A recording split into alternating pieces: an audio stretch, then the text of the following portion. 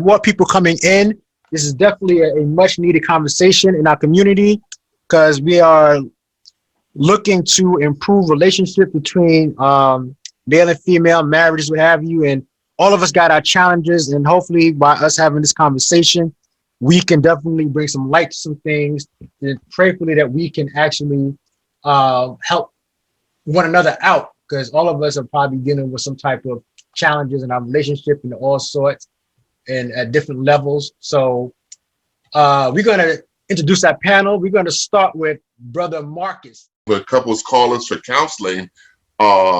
Infidelity has been involved in it.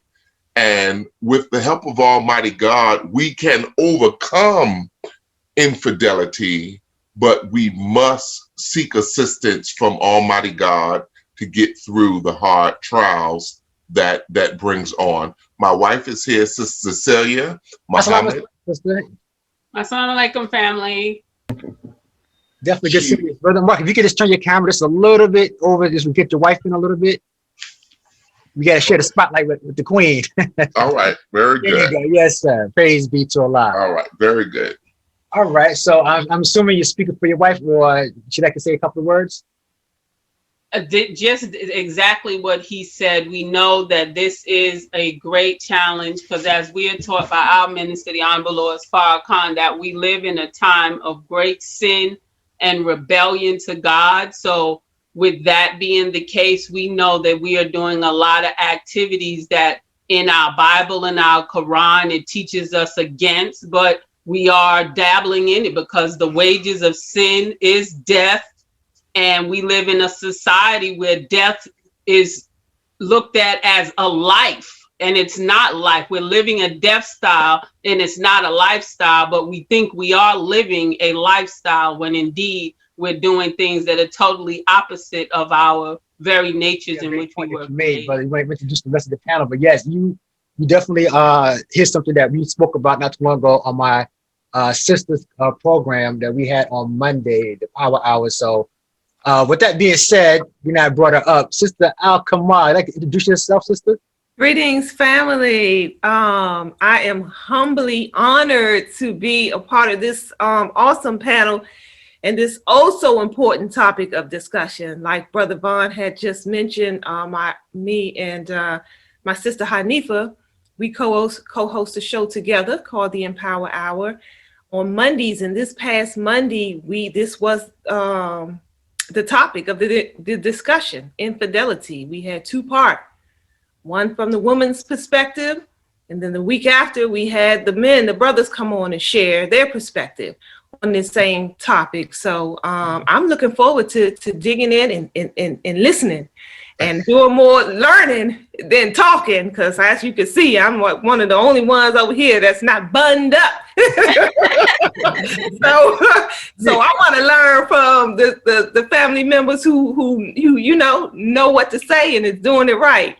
Yeah, praise be. So as sister only, and Brother Talib, beautiful brother. I'm just happy to meet this brother. Tell a little bit about yourself, this family. You want to go ahead, baby? I can go first. Okay. Peace and love and light, everybody. I'm also so very honored to be a part of this very important discussion. Again, I cannot get enough because we really, really need to, share best ideas so that we can restore our families. It's a very, very important thing. So I'm just really honored to be here. I'm really, really honored to be here with my beloved Adisa.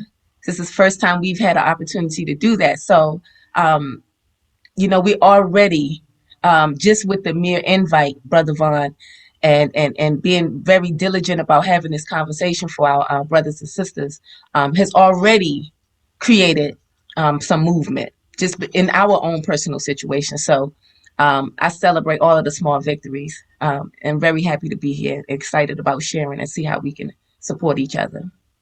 Praise be to Allah. Then we got my good brother Abdul, called by his Muslim name, but beautiful brother. I worked with him for a couple of years, and the brother, me and him chop it up where we can vibe. And good-hearted brother, been through so much. We can learn from our brother because he's humble enough to share his experience dealing with the topic.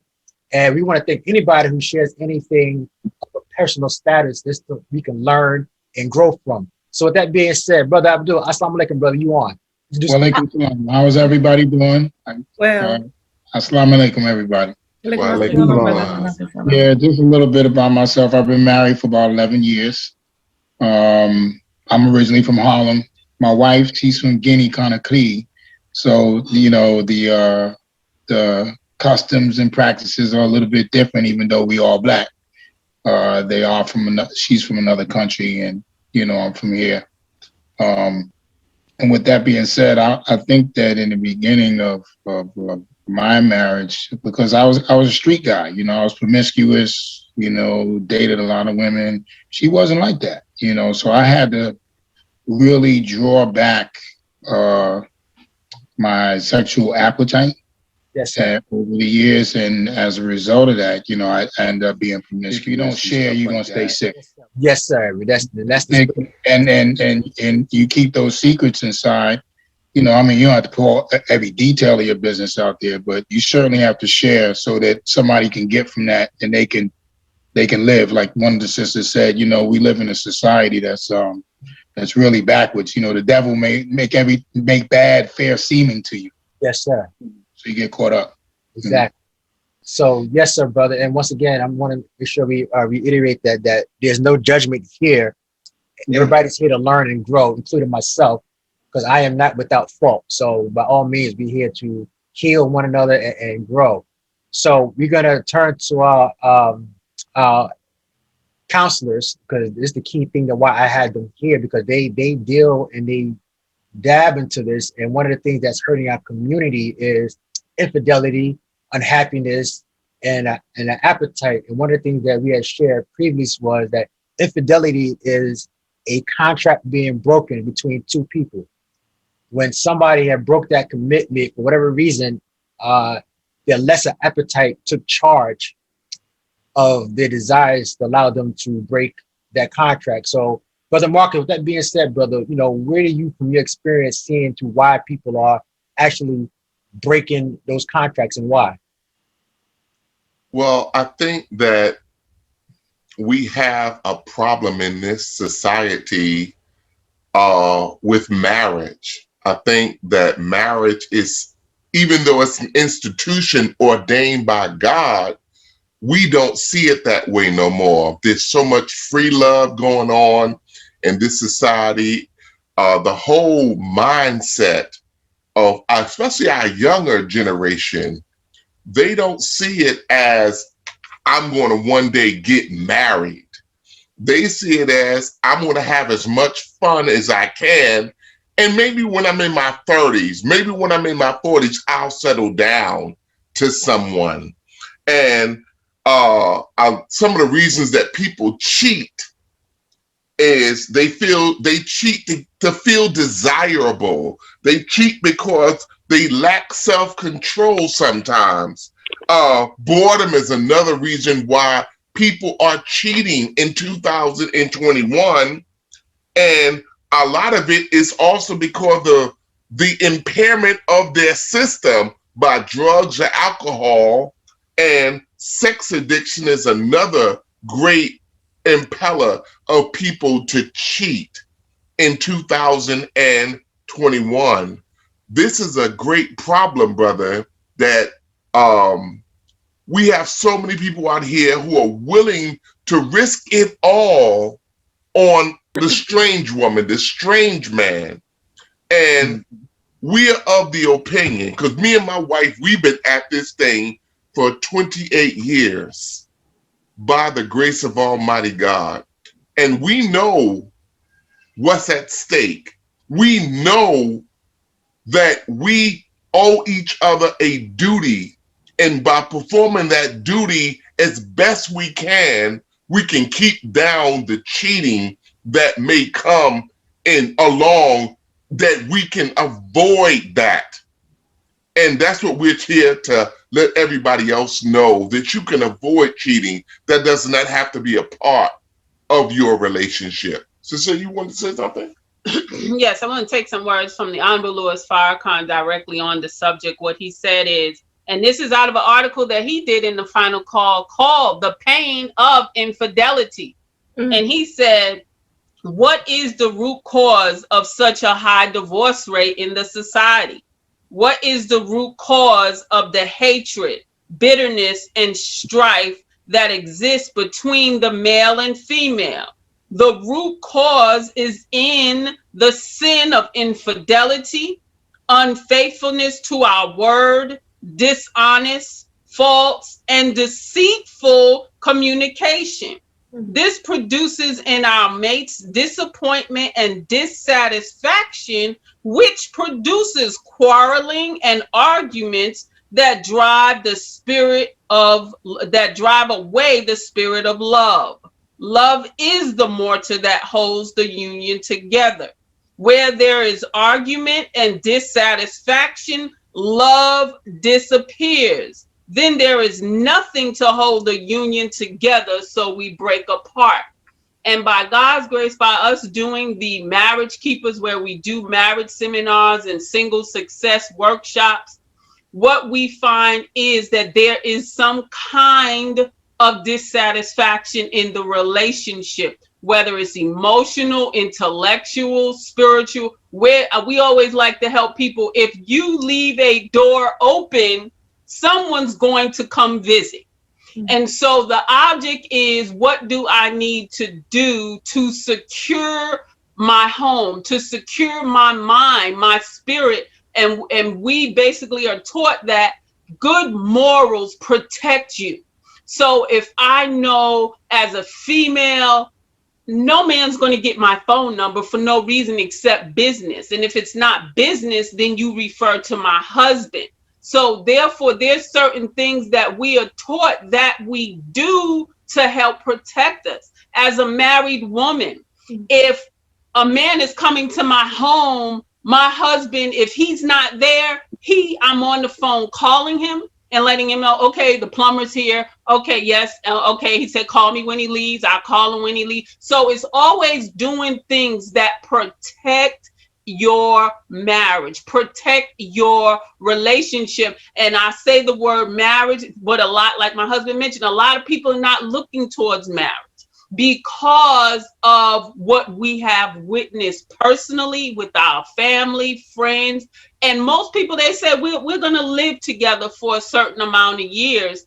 So immediately, if the sacredness of the institution of marriage has been and continues to be destroyed in our image, if we're living together and we're doing what we're quote unquote grown enough to do, then you're in infidelity. You're committing adultery, you're committing fornication. It's just that I'm not married to this person. So we are doing it even if we're not married. So, and Oprah, who is our champion, our queen, she got a 30-year relationship with Stedman, but they're not married. She refers to him as her boyfriend. They live together. So when you got that on the top level, then what do you think is going to happen to the bottom level? People who are just struggling to get by, but they're living together. Living together is not going to ever be marriage.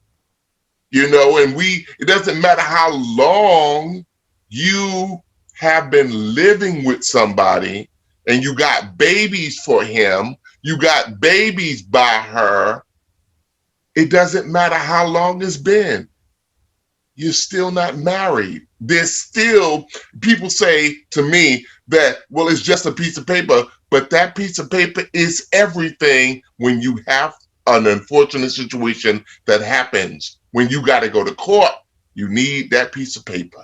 Yes, sir. And you hit a key point where I want to get into Brother Talib and Sister Only with the question about court, because we're taught that courtship is when you understand who the person is, and by all means, family marriage is work. So nobody's saying that it's as soon as you get married, everything's going to be smooth sailing. Oh no, it's work, work. No, it's not.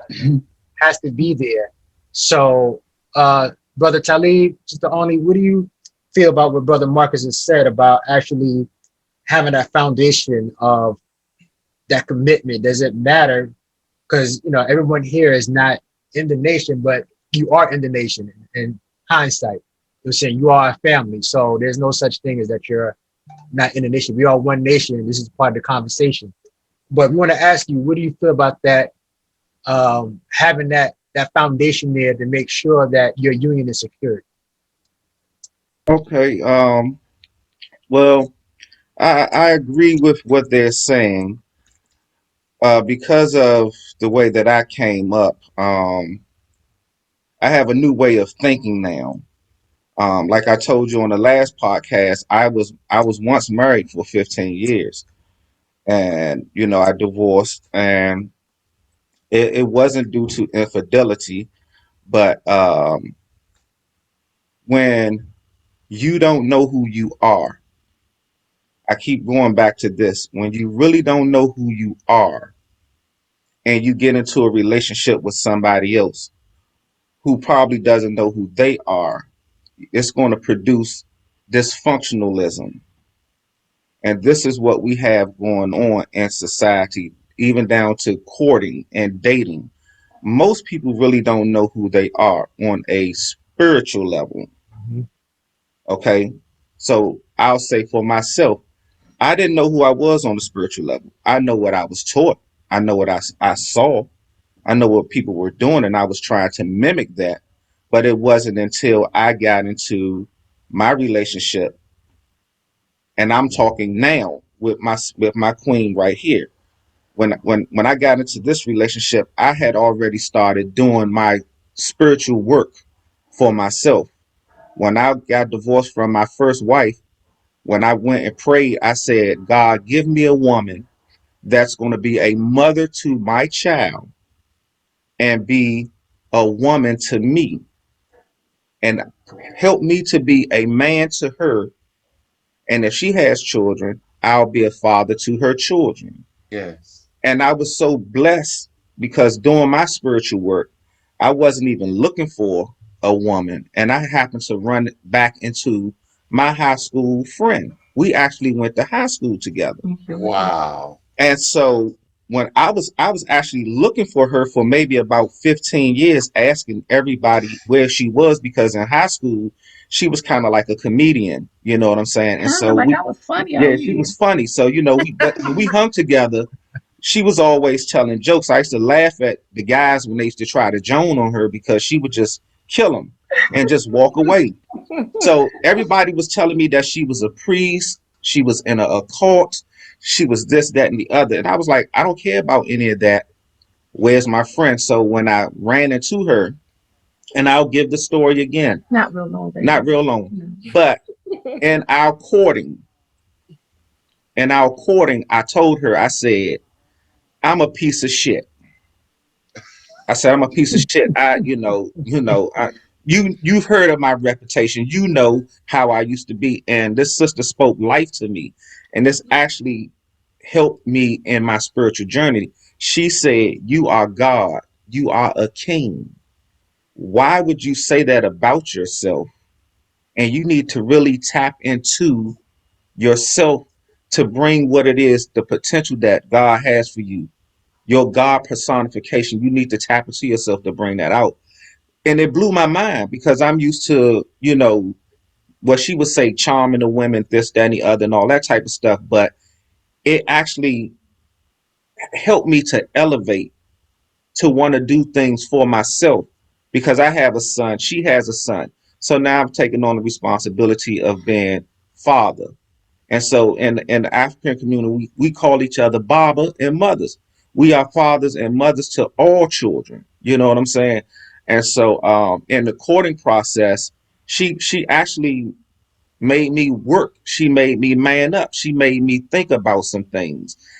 And I was only able to do it because I was already working on my spiritual awakening, my spiritual awareness, and not looking at her as a piece of flesh, but looking at her as God personified, Queen Mother. That's how I started looking at her. So during the courtship, that's how I had to. If I wanted to be with this sister, I had to be real about some things in myself and then present it to her. And she say, okay, well, I can deal with this. I'm not going to deal with this or cut it out, this, that, and the other. Wow. That's so good, brother. Thank you. I'm not going to be long. I just wanted to share something very important that I heard the brother saying. And I think that we, without even knowing this, we were already thinking this and petitioning God for a companion of like mind, spirit, and work. And so that I just wanted to add that piece about what we see going on with people trying to join forces with each other. To Adisa's point, if you haven't done that kind of work with joining yourself with God first, when you go and try to skip that step, you're destined to, run into problems and obstacles. And unfortunately, progressively, because we can't have this conversation about Black people, Black women, Black men, and Black families without talking about the plot that's behind the scenes. There have been a whole bunch of things. Our people have endured so much from external forces that it would be we would be remiss if we didn't talk about that in terms of what our unions look like. So progressively, we've been read in a way to move away from God and move away from that connection, or move away from it to the point where you think it's something outside of yourself or something that is not attainable. So if you can't see another person, and see the divinity and God in them, because you haven't done that and checked in with yourself, then there's no way for the union to be successful. You know what I mean? And so based on the story that he told you, we hadn't seen each other for 20 years, but because we were tuning in, and neither one of us were looking for a relationship, but we were cultivating and building that relationship within ourselves with God. So it was like magnets. You know what I'm saying? So we didn't really have to work hard to come back into each other's lives. We just had to do the work on self. And I think that is the piece that we try to skip over. And so even when we get into the institution and the covenant of marriage, and we reach for these spiritual tools, and we try to use books and different, we go to counseling, and we do some of that stuff doesn't work because you didn't take the first step. You try to skip over that step. So because there's no book or no person that's going to be able to tell you the information that God is going to give you within yourself. And I think that's the point that I'm making. And I think that that's something that we were able to be easily yoked in that way. And so that we came together, but we still going to do our work while we together. So when it comes time for us to do the work for our union, it's that much easier. We already in the habit of practicing and understanding the importance of the relationship that you have with God first, right? And then if you're doing that to the point where you're doing it and you're real about it, it overflows and extends into your relationship. So Yes. I think that that's something that, one thing that we have been able to do, and keep in mind what I said in the beginning, we were reared in the same society that most of us were. We were, what I'm saying? So we're fortunate and we're blessed that when spirits gave us that information, that we held on to it and we seized the opportunity. You know what I'm saying? And now we get to do that and be a representation of what that work looks like. And no, it is not easy. It is absolutely not easy because you're talking about joining forces with somebody that you never really know fully. Right. You can be with a person for 50 years and still not know.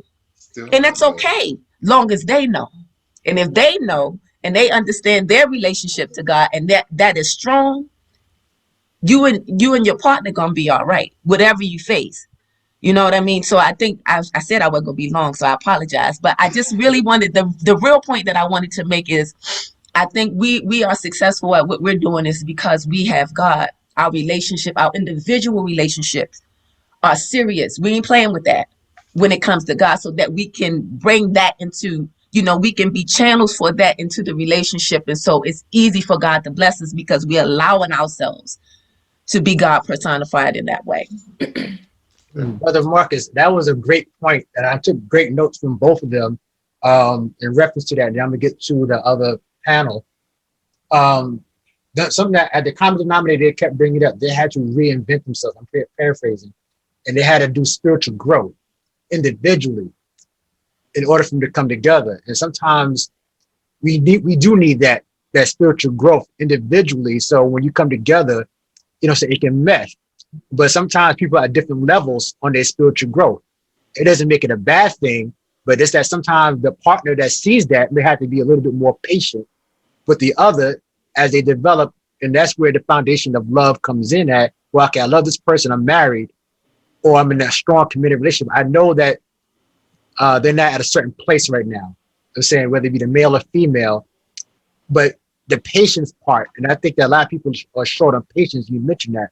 So what do you say about our community have to reinvent themselves on the spiritual level and learn the art of patience? Because we are very short with one another to why it's so easy to say it's over. As you mentioned Oprah, and she has all the money in the world, but yet the simple thing as far as commitment, now she may be happy with those terms.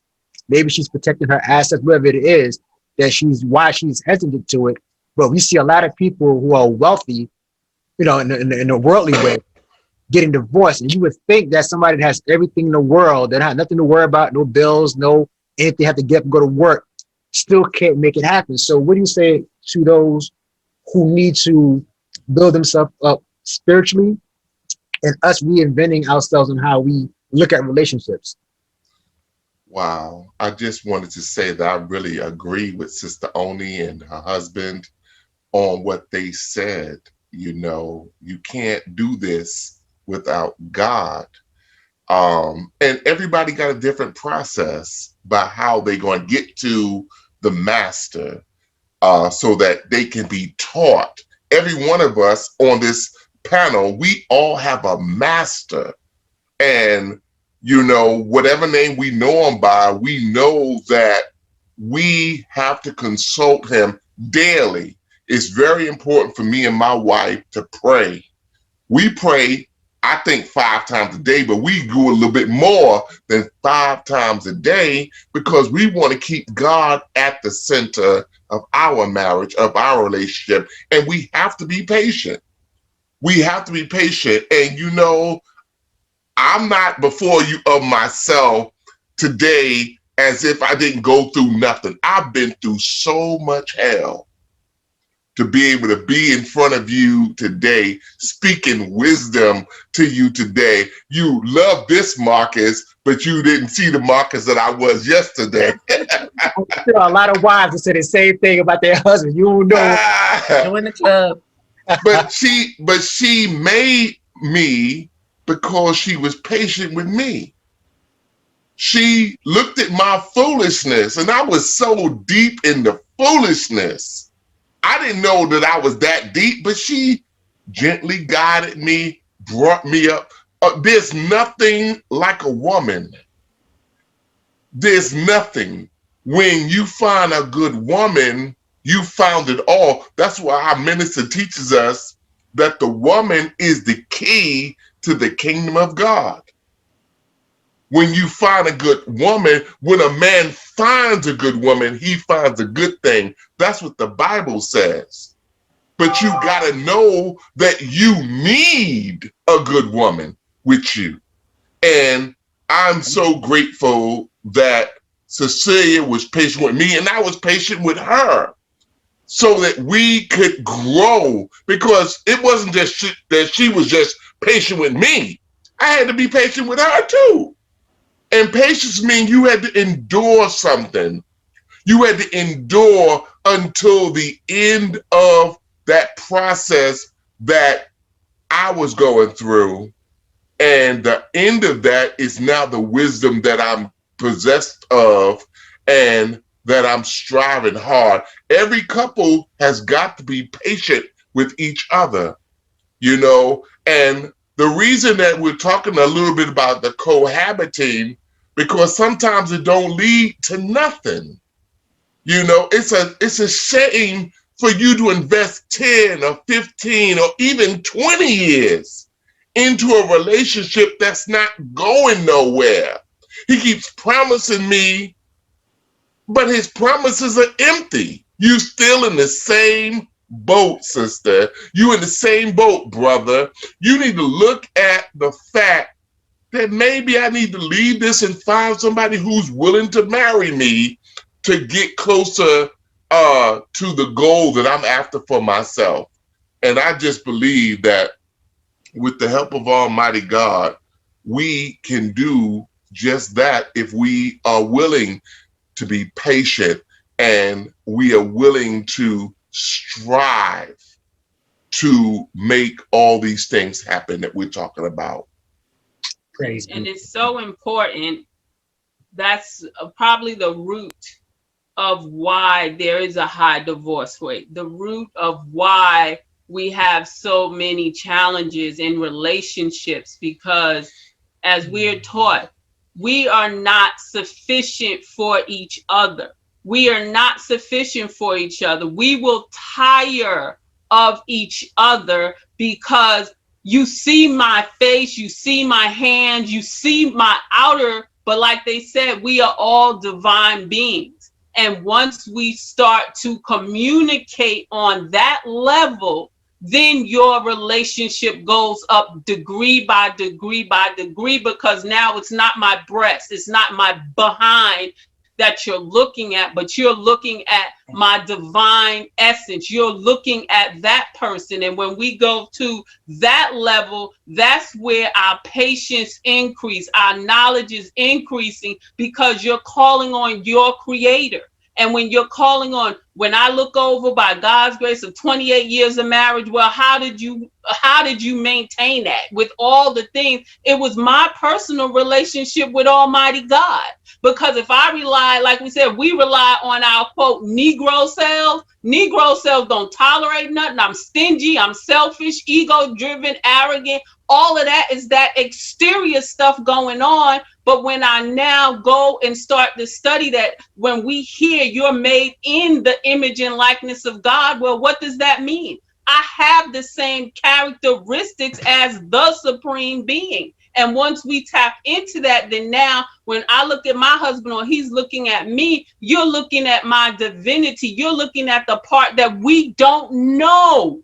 How can you know that if you live in Satan's world? Satan is not saying, hey, you a God, you a God. He's not telling you that. He's calling you a Negro, coon, a shine, a jungle bunny. He's looking at you as less than. And we take on all of these negative images that are out here about us. But when we tap into, like my sister and brother said, when we tap into our divine essence, there's nothing that you cannot overcome. There's nothing that you cannot rise to the occasion and say, I can do this with the power that's in me, that I can tap into the interior and exterior God so that I can rise above it. And we're not thinking like that because we're on a carnal level. As long as we stay carnal, then our conditions will continue to change. And that's why we're taught that the original man is the Asiatic black man, the maker, the owner, the cream of the planet Earth. That's who you are, but this world does not tell us who we are. And of course, we know for many reasons why. That's a whole nother long, deep other conversations to have. But when, especially for me, me and my husband, we were smiling when you said y'all knew each other from high school. We did know each other from high school. I was 14, he was 15 in Brooklyn, New York. But we've been married since we were 19 years old. That's all we know is each other from 19 to now. We're both 48 years old. So we know that our relationship was because we became spiritually finding ourselves at 19 by coming into the nation and learning who we are and who we belong to, and that you don't belong to what this world say you are. You are a divine being, and that is what is our mortar in our relationship, is that God is the center. We rotate around the God and not vice versa. And praise be to Allah. And we wanted that part. I want to definitely jump into my brother Abdul. And he spoke about the temptations of the world and how powerful it is if we're not spiritually rooted. So, brother Abdul, I want to get to you, brother, because your story is key, because you dealt with a challenge. And as my brother shares his challenge, once again, family, we are not looking to judge. our brother is a beautiful brother, and I would definitely stand by that 110% with that. And we want to appreciate him sharing his story because his story is very unique. So, Brother Abdul, the floor is yours, good brother. Thanks for letting me share. Yeah, it's been a long journey. It's been a long journey. I'm so blessed now that I've been married for 11 years. And you guys, all of you hit on so many points, especially with the patience, man, because my wife had to be patient with me. And so I have with her too. But it took a lot of growth for me because I went out and my wife, she stayed with me and I really appreciate that she did that. And I also appreciate the fact that we had children because it would have been easier to walk away from the relationship without children and without marriage. Like y'all touched on being boyfriend and girlfriend and living together for 10, 15 years and not getting married. That's crazy. I know some friends that are like that in New York. I just came from New York too. And I know friends like that. I have two best friends. They haven't gotten married yet, but they've been with their girlfriends for 15, 20 years. I don't understand. I don't know how the women put up with it, but, you need legal rights over someone if you're going to be with them for, 10, 15 years. I mean, when they pass, there's nothing. They have nothing, unless they have written arrangements, living wills and stuff like that. But most of the time, we as Black people, we don't have that. Right. But to share some of my trial and error, I've been through a lot. I was one of those street guys in the street, and I always and a lot of us guys in the street, we were like predators for women, and the sign of a man is to know how many women you've been with and all that stuff. And I went through all of that, and I thought it was cool, and it wasn't, and it wasn't. And I had to realize that you can't take that in a marriage, and you have to work on yourself. You have to love yourself. And if you're out there in the street being promiscuous and sleeping with anybody, you don't love yourself. You can't love yourself doing that. So, I had to learn, and I had to learn quick that, unfortunately, I had to learn in my marriage. But things are okay now, and we've gotten through a lot. It's been a long 11 years, but I had to realize through trial and error, and a lot of prayer, that I had to be patient not only with my wife but with myself. And grow from that, grow from my mistakes. Yeah. Yes, sir. Praise be to Allah. My question to you, brother, is the uphill road. You're saying when we have something that causes a wedge, can you share with us what did you use to mend that? So I know you had to go through a long process of healing. So what was it that it took for you to fix and mend that? Because sometimes we can learn from those who been through that kind of trial. That what did you use to mend that fault? Because she stuck by you regardless. What was the main ingredient? I had to get honest. I had to tell my wife that I was promiscuous, and she wanted to break up. We went through almost 3 years without having sex.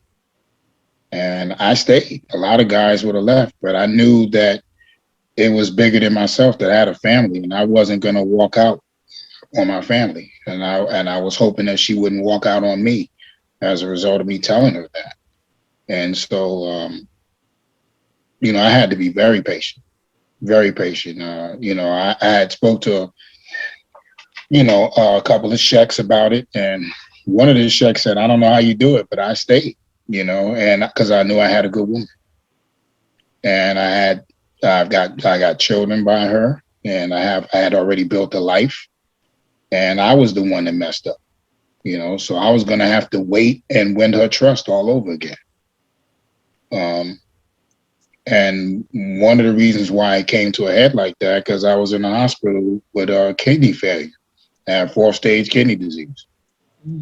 And so that brought me to get honest when I started facing my own mortality. You know what I mean? And I started getting honest with a lot of stuff. And I had to deal with my 4th stage kidney disease, almost breaking up with my marriage, all at the same time.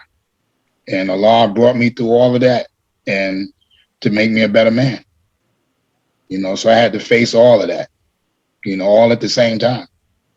So, and I still have 4th stage kidney disease, but I was on dialysis and all of that. But, you know, God brought me through that. And most people that get on dialysis, they don't come off dialysis. I'm off dialysis. You know, I have a very strict diet, but I haven't been on dialysis in 2 years. Praise be to Allah. So, and that's giving everything I got towards myself, towards my marriage, towards the Creator first, of course. And it was to the point where I didn't even make salat with my family. You know, it was that bad. I wasn't making salat with them, and now I make salat with my family, and it's a beautiful thing. My brother was touching on how he prays 5 times a day with his wife. Prayer is very important. I don't get to pray 5 times a day, or, you know, regularly, but I tell you, prayer is important. You know, I just bought a family prayer rug. You can fit 8 people on there. I was so happy when I got it in the mail last week. You know, it's beautiful. You know, and the other day I was looking at my wife while she was praying, and she just looked like an angel. You know, and she said, "Why are you staring at me?" And I was like, "Because you look like an angel while you're praying on the prayer rug." You know, she said, "You do too." And I was like, wow, you know, so it's beautiful, man. It's beautiful. I'm not getting all into detail about everything, but, you know, I did go through that. And I'm so glad to be on the other side, you know, because a woman's scorn can be, ooh, man, woman shut you down, boy. Hell has rough. no fury. It's rough. And you know what? It made me a better man because I was willing to sit. And I knew what I had told her, and I didn't blame her for her being the way she was. But you know what? She's a very strong woman, and she's just not going to have me walk over her like that. And that's why I married her, because of her strength. And I appreciated it. And you know what? I appreciated her more because I waited. Wow. You know, I waited, and it's a blessing. Wow. You know? I keep talking about I'm gonna start crying in front of y'all, and I don't want to do it. That's all right, brother. I think it's a good time to do it.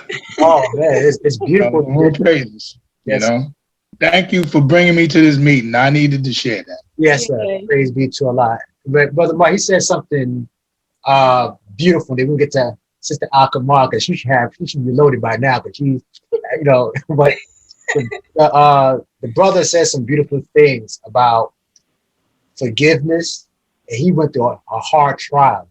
Everybody's trials at different levels, but he fought. And we spoke about that earlier, how everybody's so quick to say it's over. But our brother fought for what he had built. You know how sometimes you have something in your house that you spent a lot of money on, and then it falls apart, but you see, you know what?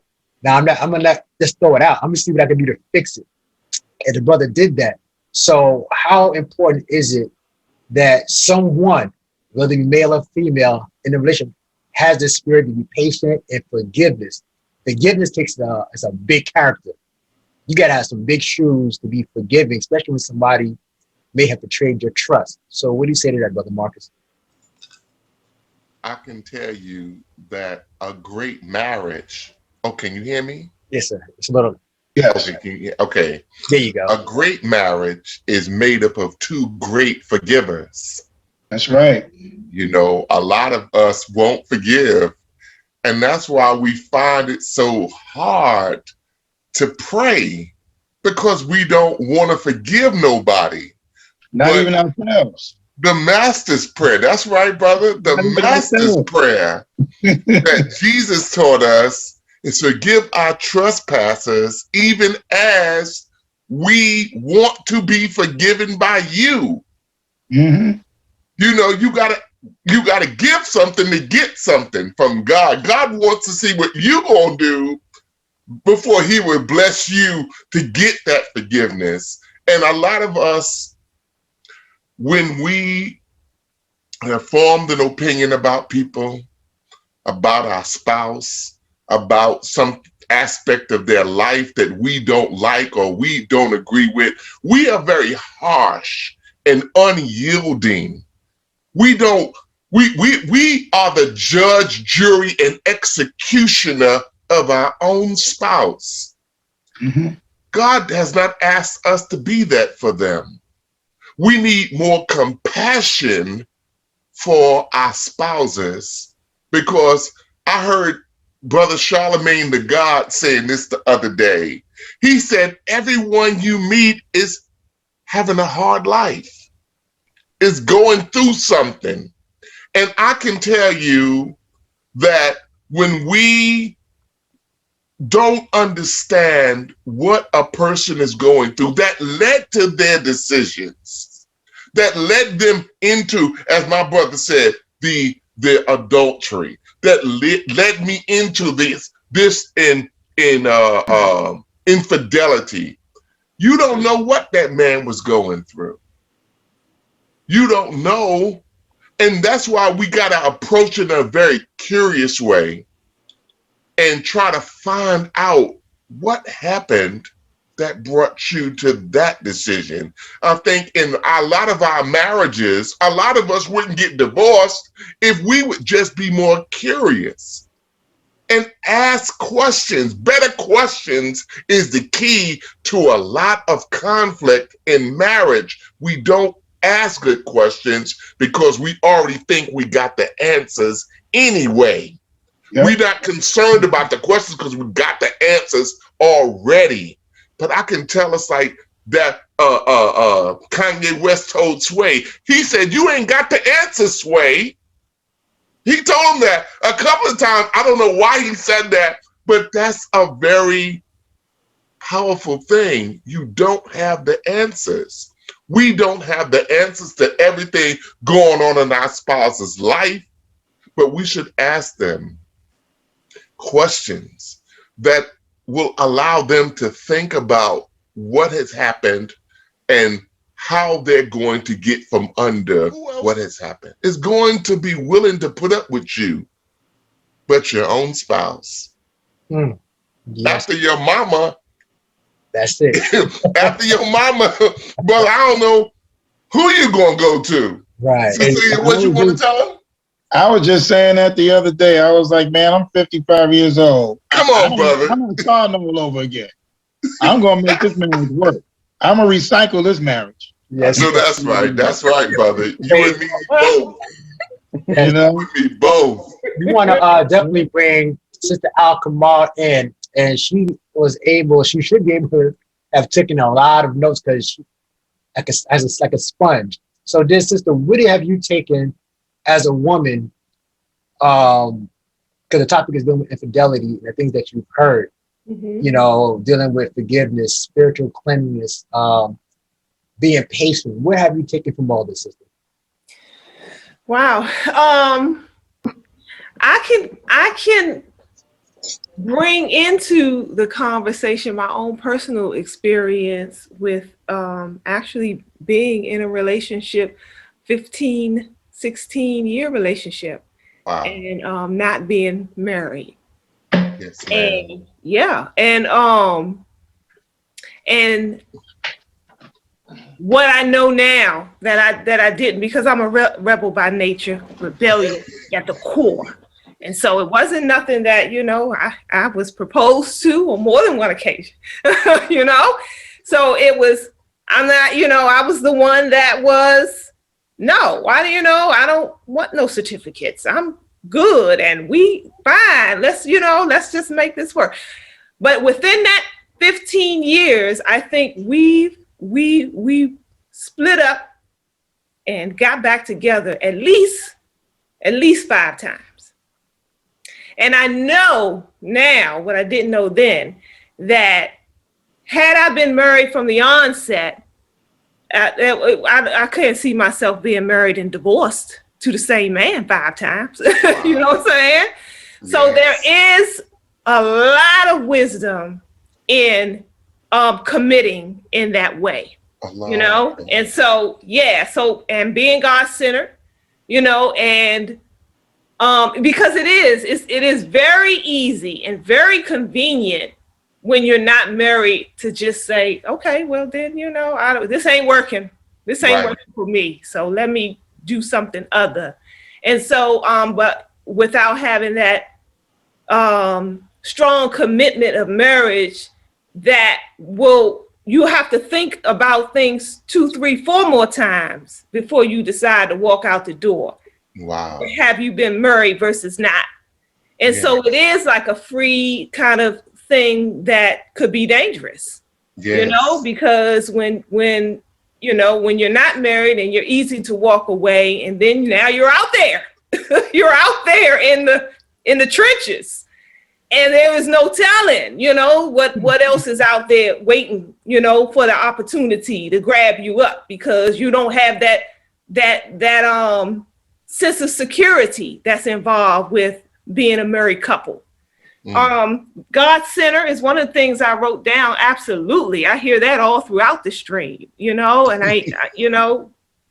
there's nothing healthy and wholesome that can grow in any relationship, whether albeit marriage or family relationship, or whatever. You go down to a business relationship, there's nothing healthy and wholesome that can grow in any relationship without God being the center, that I believe healthy and wholesome being the key words there.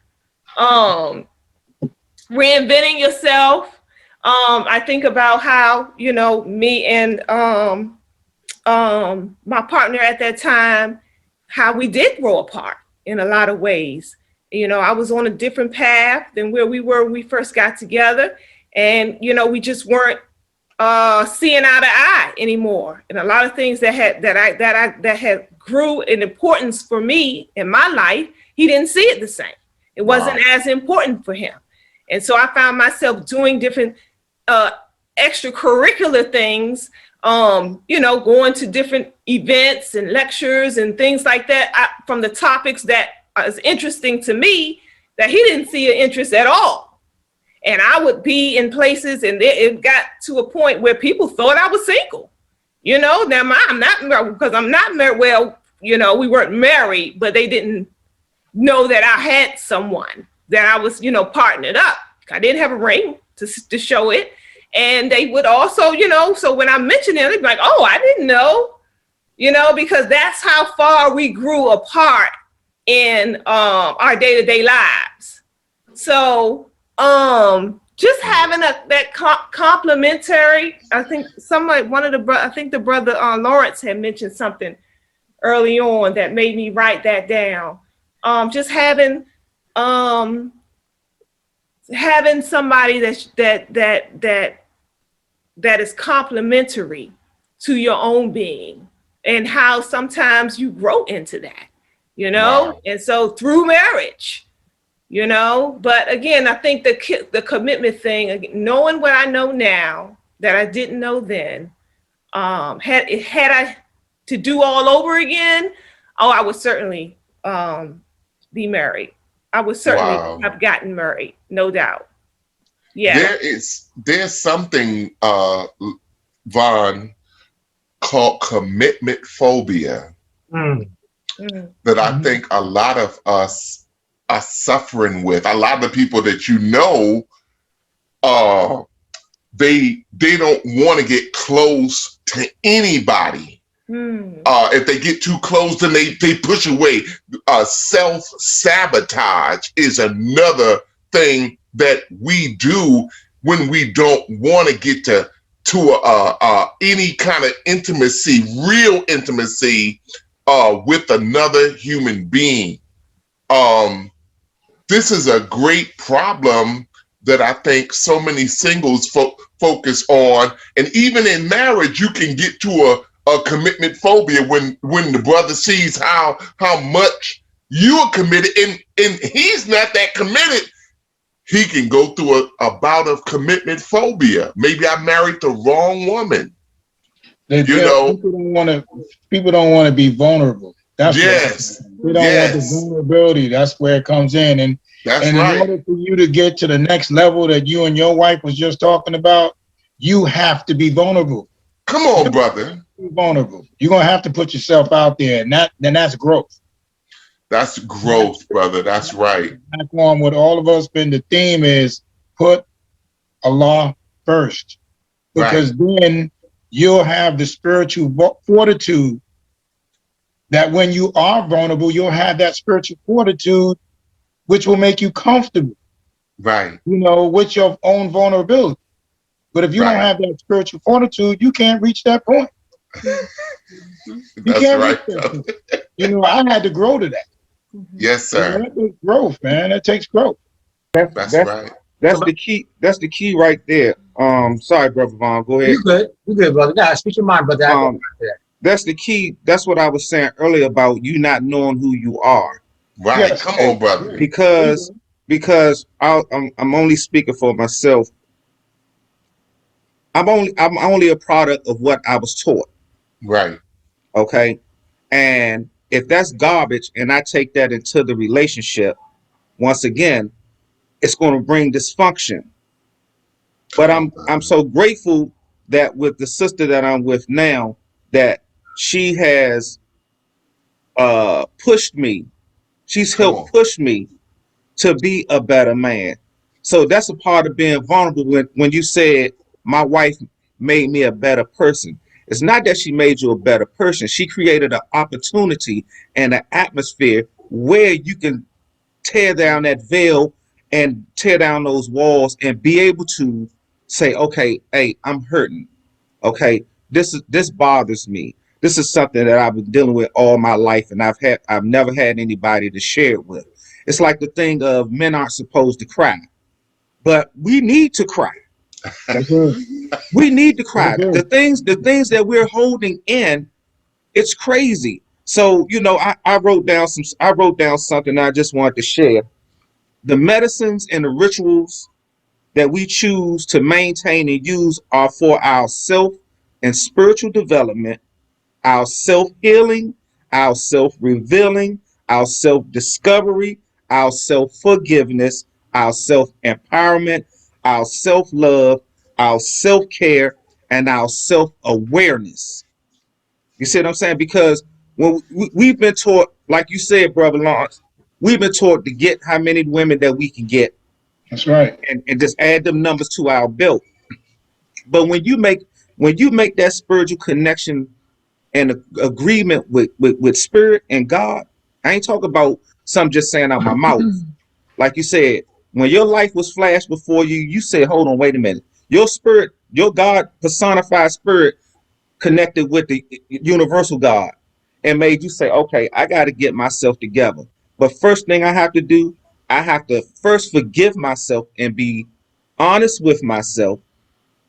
And forgiving myself, you rediscovered something new that, hey, I don't have to hold all this weight, because this weight is making me sick. It's making me sick spiritually, and it's making me sick physically. You know what I'm saying? And so in doing that, you can start climbing those 12 steps. You know what I'm saying? You can start chiseling away the things that you need to chisel away and sharpen the things that you need to sharpen. And that thing about having patience, us having patience with our partners, we got to have patience with ourselves. A lot of times, we don't have patience, that we don't have that grace and mercy that we always expecting God to give us. We don't have that grace and mercy for our own selves. Yes. So we are dooming ourselves coming in the door with a lot of these misconceptions, that we've been taught. I have a mantra that I say, life learns you and you are taught along the way. So, each level of something that you're going through, each level of the process of life journey that you go through, there's a lesson there that you have to learn, and you have to be taught in the process. You're going to see things that you probably never understood before, and or you see things that are very familiar to you that you hold on to. But those things you have to let go when you get into that relationship, especially with another person. You have to talk to each other, like you said. We got to have those hard talks. You know what I tell people all the time about her? I say, She gets on my nerves, but this is my baby. You know why? Because we talk, when I say we talk every day about something. And sometimes it could be the same subject, and I'd be like, baby, you know I don't want to talk about that no more. And she'd be like, but no, we need to talk about it because this time we both might get a different perception or perception of what's going on. Because we always try to get to the root of the cause. We need to get to the root of the cause of why things is the way it is. It's not on the surface. Mhm. It's always a root there. You know what I'm saying? So Right. let's go back and let's find out. Let's maybe you missed something in your conversation or in your thought. And if you bring it back up, hey, boom, snap, it come. You be like, okay, I need to work on that. Mhm. That's that rediscovering of yourself. You know what I'm saying? And in the process of rediscovering yourself, healing takes place. Mhm. That's what's going on with you, brother Lawrence. That's what's going on with me. That's what's going on with All you, of us. sister. That's what is going on with you all. Once we started rediscovering ourselves and putting that old stuff away and start laying our brick and our mortar foundation piece And by real quick, piece. I keep hearing a brother say self, self, self, self, self. And I know that for someone who does not sit in fellowship and have these kind of conversations with us, it may sound like, well, you're talking about me, and I, and self, self, self, but you're in a union. So you should be talking about we, and us and things like that. So I just wanted to bring some clarity to that. And again, I think I mentioned this before. If you are doing the work on cultivating your relationship with God individually, it is synonymous with we. It's not to say I'm only concerned with me and they can. No, that's not what we're saying. That's not what he's saying about the self, because here we are African people. And an African perspective and mindset is already collective. We already understand that every individual does that work for the collective. So I'll say it in another way. A lot of times when the sisters get together and they want to have discussions about relationships and things like that, you have some men who will automatically say, oh, well, they male bashing. Why they ain't invite no men? But it's coming from the perspective of if you heal that woman and you support that woman in healing, it filters to the man. It filters to the children. And so consequently, if the mother is doing the work that she needs to do on her self-discovery, her self-healing, her self-forgiveness, and the father is doing her, that self-healing, that self-discovery, that being vulnerable, and then they come together and then the relationship is going to reflect that. So it's never anything about when I say I'm doing my self work that I don't include him. It's automatic because that is the way that African people know that divine order works. It always has to be a balance in feminine and masculine energy. That's why we all come with both, right? And so when we put those things together and we are really clear about that within ourselves individually, it has no choice but to automatically transfer in the relationship, and then you become your reflection. You understand? So I just wanted to make sure I put that little piece in there because I know that some people say, well, self, how you just think about yourself and you're in a relationship? No, darling, I'm saying myself. When I say me and I, because I'm African, I'm saying we. Just know that little disclaimer. It's nothing that I do in terms of my own spiritual work and tapping into that God essence and divinity within myself that is not going to be spread to the community by default. Good And teacher. and not everybody feels that way about it, but that's what I lined up with. So it doesn't matter. And then the other thing I wanted to say is that when you do find that person and you end up in a commitment with that person, whether that be long-term commitment, like how Kamar did it for all of these years and didn't marry, or if you officially get married with somebody, you still ain't finished. So I wanted to also make sure we clarified that don't look at this relationship relating thing as a final destination. Because if long as we are here and we wake up, we're on the wake up list in the morning, there's going to be more work to do. And that's on yourself first. That will transfer into your union. The work doesn't stop You know what I mean? And that's what the whole thing is about. We are supposed to be witnessing and supporting and assisting each other on this journey as we cultivate that relationship and come back to our divine self. It doesn't stop.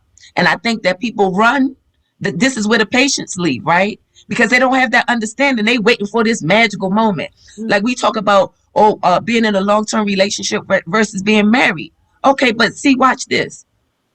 I know several people who were together for 2 or 3 years before they got married. And then after they got married, they didn't last a year. And my opinion about that is that the commitment was not solidified. They were so focused on the wedding and the actual wearing of the ring that they spent more time on that than they did on making sure the commitment was solid. Mm-hmm. And so that once they got married, now they had all of these new rules, and then they thought things was going to magically shift. But my thing is, if you get that solid commitment from the beginning, now the wedding is just a celebration with everybody else about the commitment that's already stern and can withstand. And you already decided that y'all made y'all got your little techniques to work out conflict and how y'all gonna do that rhythm dance when you know problem come. You know, I tell my beloved a lot of the times, it's like, listen, we got a problem. Now we're not gonna make each other the problem though. We're going to identify that there is a problem, and then we're going to join forces, and then we're going to tackle that problem. Love it. Because the minute we end up making each other the problem, now we gerbils in the wheel. Love it. Now we doing the same thing, all of the stuff that we learned, the wrong way. So if we make a commitment first to self and God, we make a commitment to break these cycles and unlearn this foolishness that got our families broken. That's it. We got to have those kind of things first. And then this part is the easy part. God take care of this part. Divine order take care of that part. Do your stuff. And don't think nobody gonna come and save you. You are the savior. Come on, teach Oni. And so with that, I didn't mean to be all like so long. Oh, you speaking. Because there's so many people. But I just really wanted to make sure I brought some clarity to that piece about self. You can't do nothing. Like all of the scriptures say this. Do unto others as you would have them do unto you. Now, how you know what to do unto you is if you ain't spent no time figuring that out. Now you got somebody on the hook for how they treated you so bad. You don't even know what it is because you haven't spent that time. And that time doesn't stop. Even once you get in a relationship, once you get in the marriage, the work continues. As long as you wake up, it's more. It's always going to be a little bit more room to evolve and to be the best person that you can be and show up in every situation from 1,000%. And then here is the other piece. Because I heard the brothers talk about, well, she was such a good woman. She made me a better man. I won't take nothing away from that. But this thing is a partnership. This thing that you got with God is a partnership. So don't you think for 1 second that while you are making yourself vulnerable, Brother Lawrence, when you make the commitment to say, I'm going to be vulnerable because I got a lot to handle. I mean, I don't want to lose this good woman. So you made a conscious decision to say, okay, whatever it takes, I'm going to do whatever it takes. Not necessarily. I just need to be clear in saying this, not for her. Oh, no. You do it for her. You do it so you can keep her in your life. So it's really ultimately about what you need and what you put in position for yourself. And then it just by default, she gets to witness it. And you set an example now, a different tone, as you mentioned, to recycle your relationship.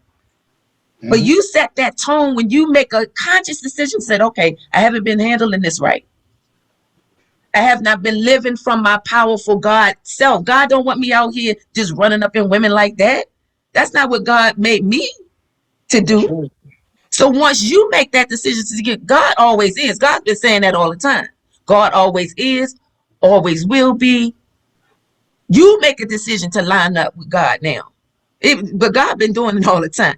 So it's something important in that you understand that all of us understand that we have to make that decision. So in no sense in having a whole bunch of quiet, desperate prayers if you're not going to line up. That's right. Gotta make so it's important. And once you line up, because I believe in the law of attraction. I believe once you line up, here it come. I believe that the universe is, and God is constantly conspiring for us all the time. It's just a matter of when you make your decision. And once you make your decision to do all of these things the brother said, that spiritual development, that healing, discovery, forgiveness. Whenever you find yourself mad at somebody, you played a role in whatever y'all mad at each other about. Forgive yourself first. Get yourself off the hook. Then forgiving them is easy. Mm-hmm. And you can't forgive them before you forgive yourself. You can fool yourself in thinking that, just like we think, oh, I love you. But you ain't got no love you showing to yourself. You pouring it all on somebody else. That's not real. So anyway, back to that whole piece. I always talk about how I'm gonna be quick. I never say things quick, but I hope y'all I hope y'all understand the part what I'm trying to share. And that, you know, when we say self, we don't mean to isolate ourselves away from our union. Right. Because we know that self, me is we.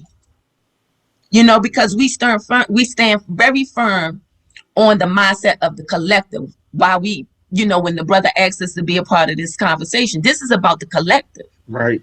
A lot of us, all of us on here really just kind of preaching to the choir, to be honest. Mm-hmm. But we never know who's listening. You know what I'm saying? So even this opportunity to have this conversation and hold each other accountable and share these best ideas.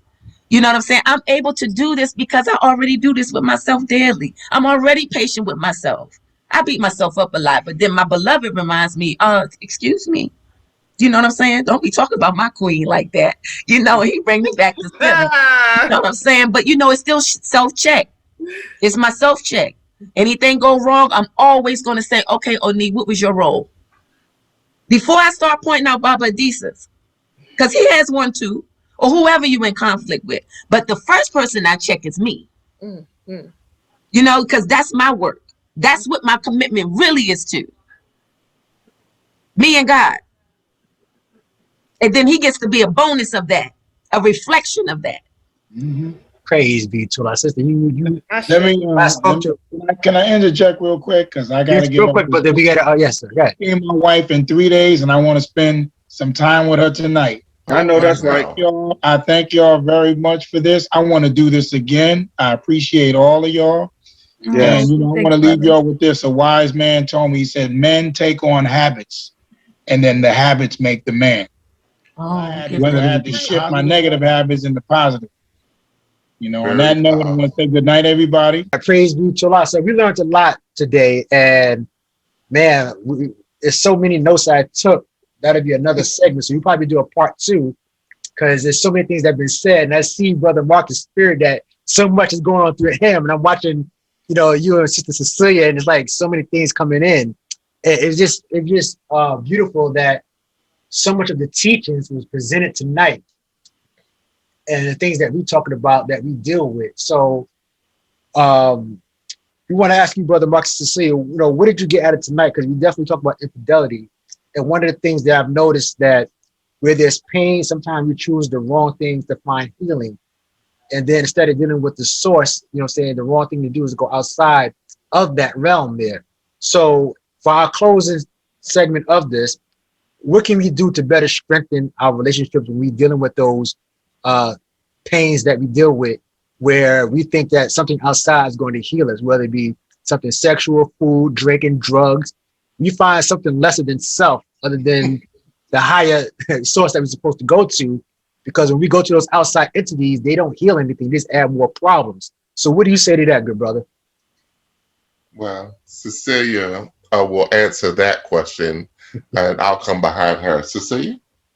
The most important thing, like we said, is first we have to grow to self-love, because we're in a society where to the death style is self-destruct. You're stressed out, you're angry, you're frustrated, you're upset. Let's do something, like you just said, that will soothe me for the moment. But we have to be courageous enough to face ourselves, to be honest with ourselves on where our deficiencies are, where my opportunities are to improve myself. And when we start to improve self and really truly peel away the layers, because it's nothing like lying to yourself.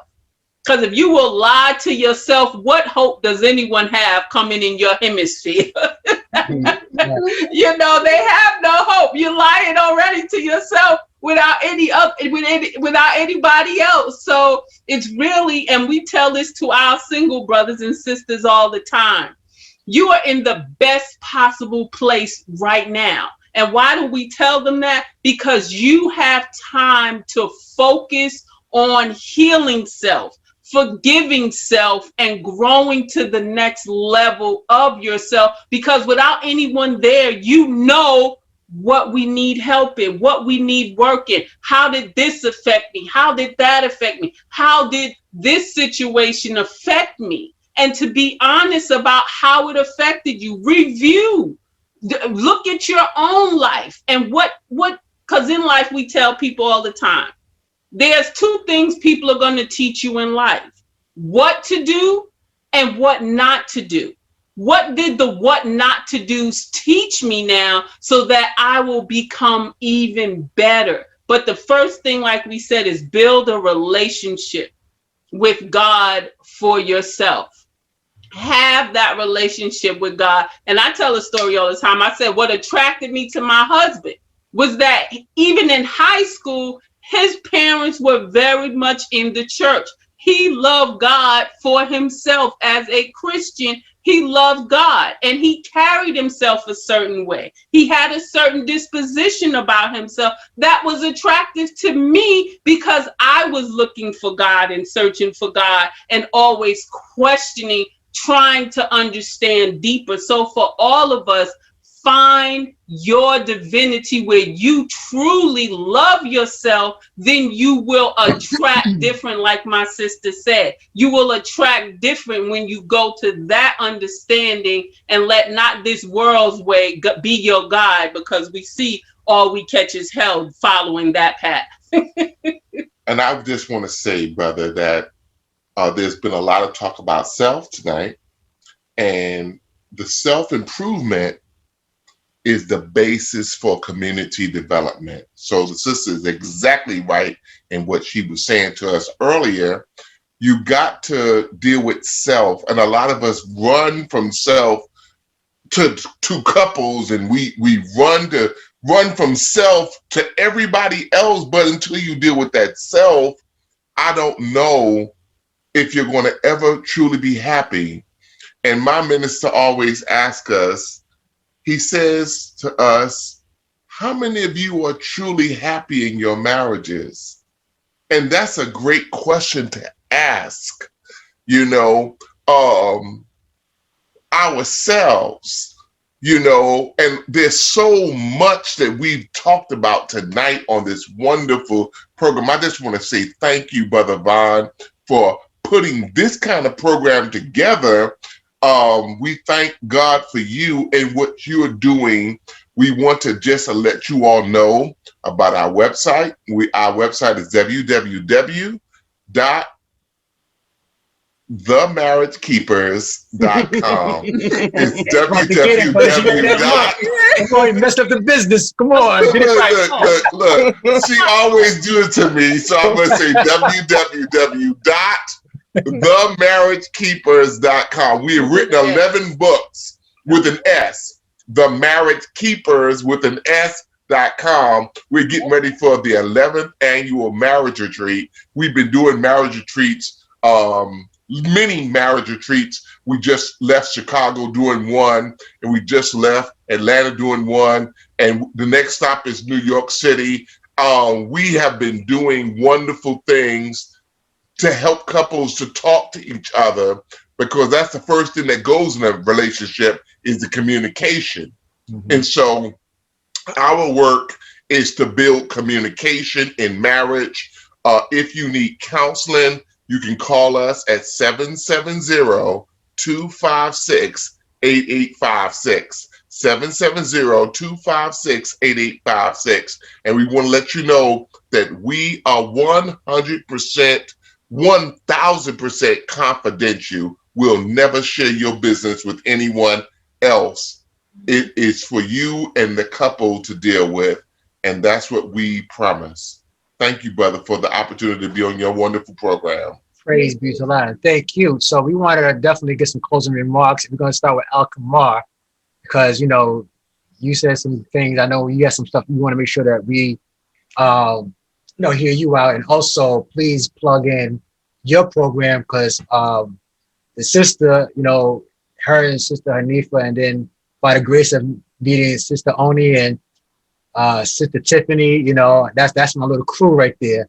And they've been some good sisters, and I appreciate the idea that my wife trusts me enough to allow me to work my craft, what have you, and don't give her any kind of suspicion that I'm doing anything other than trying to build something which we're doing here, try to build communication for our community. So I want to thank Sister Kamar and Sister Oni, and definitely got to give the plug to Sister Hanifa and Sister Tiffany, because once again, those sisters were definitely one of the groups that I normally go to and help. So Sister Al Kamar, the floor is yours. This is the closing remarks, comments. The floor is yours.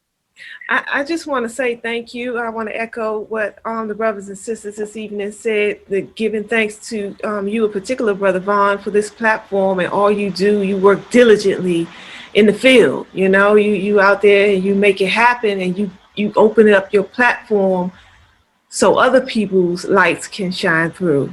So, you're very selfless in what you do. So thank you so much, Brother Vaughn. I learned, like I said, coming in, I'm an ear, I'm a listening ear, and I take pride in hearing folks out, because one thing I do know is the more I learn is the more I come to understand how much more I have to learn.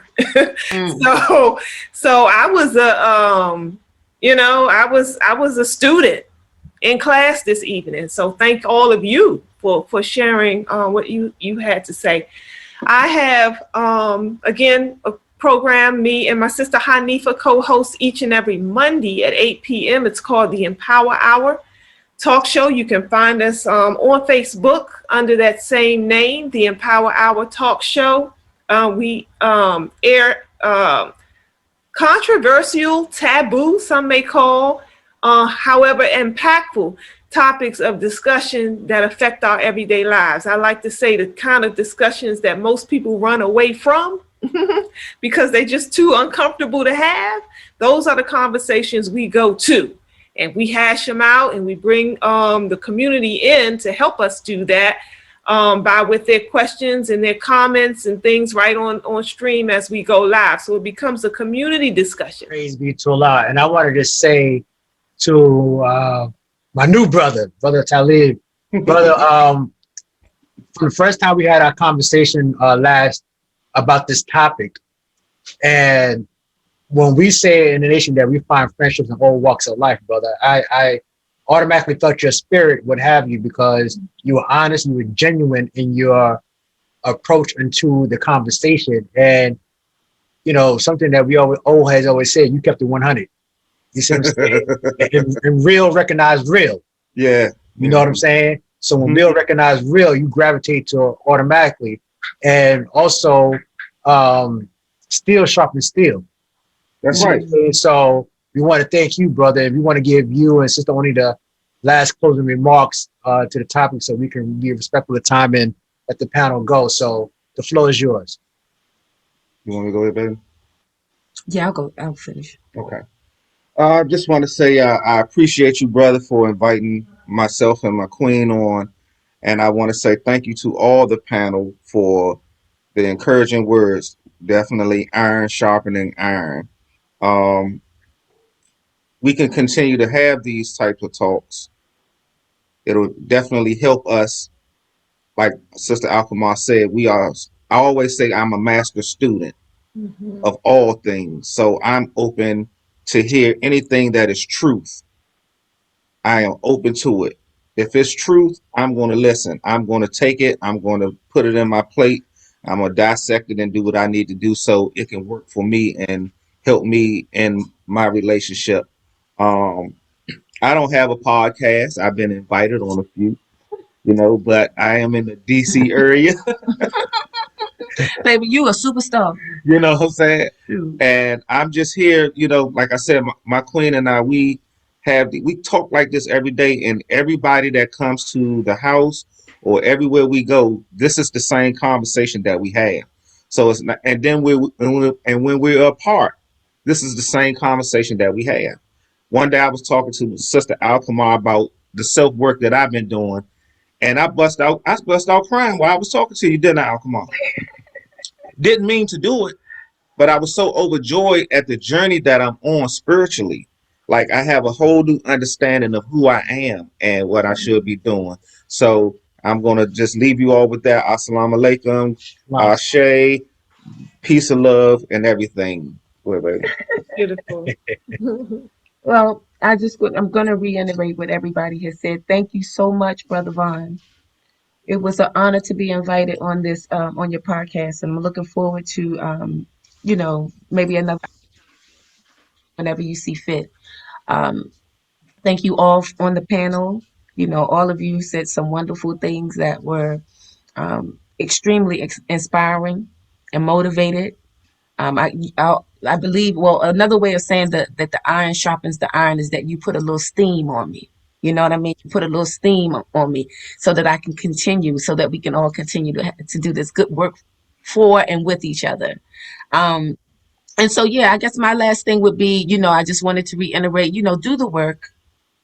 We are also worthy of wonderful, healthy, thriving relationships. And I think that if we agree to continue to put our best efforts forth, then it has no opportunity. I mean, there's nothing else that can be done but to spread like wildfire. And we have a great job to do because it's a lot we have to counteract, and particularly for the generations that follow. So I'm looking forward to doing more of this. I don't have a podcast either, but I really think Spirit is working on something with me and Baba Adisa. I don't know what it is, and I'm not going to speak too fast because I do practice that patience. But something is happening, and so I don't know. Maybe you all will see us soon on a little podcast or something. To fellowship with our brothers and sisters and do our little small part, and making sure our families get back to what we're destined to be, and the power source that we're supposed to be to make a difference and shift our reality, not just for ourselves, but like I said before, as African people, we think collectively.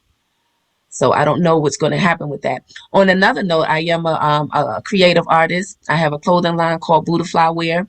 That's another platform that I use in order to galvanize our people and to show good faith, and show the unity that happens between the sisters in the community, to kind of counteract that narrative that Black women are angry or Black women don't get along, Black women can't work together.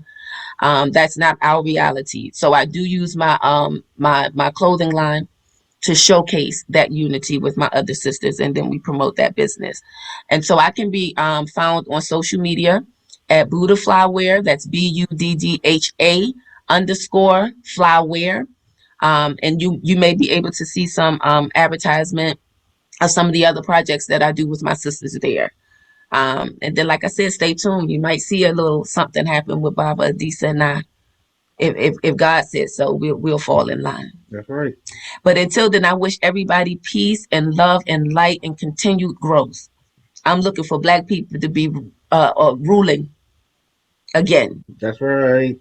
Ruling again. Yes, man. That's my mission. That's what I'm aligning with. And I'm in good company. That's it. Right. Praise be to Allah. Now, once again, thank you for everybody who tuned in, the panel, and Sister Only, Brother Khalid. You do have a podcast. My platform is your platform. I'm pretty sure Al-Kamar and everybody on here agrees. So we just talked about it's no I, it's we. That's right. We have a podcast. We I'm got saying, several. I receive it. I receive it. That's it. So I it's receive we. it. And I want to definitely thank Brother Marcus and Sister Sophia for their phenomenal work.